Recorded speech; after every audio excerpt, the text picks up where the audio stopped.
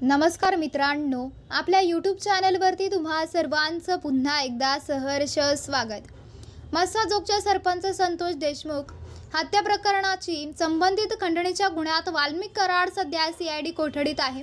वाल्मिक कराडने कोर्टाकडे अर्ज करत खास सुविधेसाठी हात जोडले होते, मात्र कोर्टाने वाल्मिक कराडला दणका दिला आहे। तुरुंगात आहात त्यामुळे शासकीय सुविधाच वापरण्याचे निर्देश कोर्टाने दिले आहेत।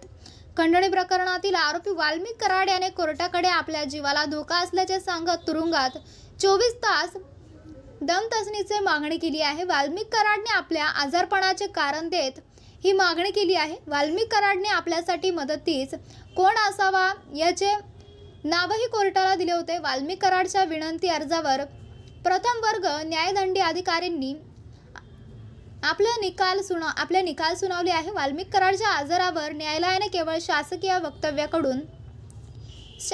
व्यक्तीकडून मिळणार असल्याचे स्पष्ट केले। आपल्याला स्प्लीन ॲपनिया नावाचा आजार झाला असल्याचा दावा वाल्मिक कराडने आपल्या अर्जात केला होता।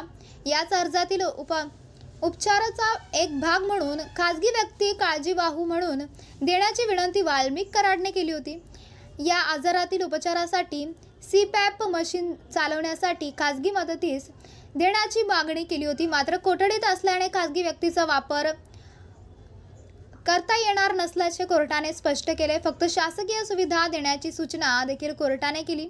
वाल्मिक कराडने कोर्टाला केलेल्या विनंतीत म्हटले की आपल्याला स्प्लीन ॲपनिया नावाचा आजार असून या आजारासाठी ऑटोसिपॅन नावाची मशीन विशिष्ट दाबाने वापरण्याचा सल्ला डॉक्टरांनी दिला आहे। ही मशीन चालवण्यासाठी आपल्याला सीआयडी कोठडीत 24 तास मदतनीस देण्यात यावा अशी विनंती वाल्मिक कराडने केली आहे। वाल्मिक कराडने रोहित कांबळे या मदतनीसाची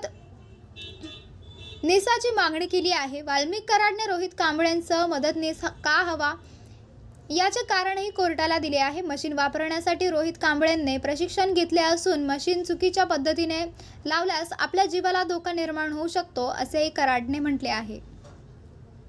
तर मित्रांनो, आपल्याला काय वाटते? आपली प्रतिक्रिया आम्हाला कमेंट बॉक्सच्या माध्यमातून नक्कीच कळवा आणि चॅनलला आणखीनही सबस्क्राईब केलं नसेल तर चॅनलला सबस्क्राईब करा, बेल आयकॉन प्रेस करा।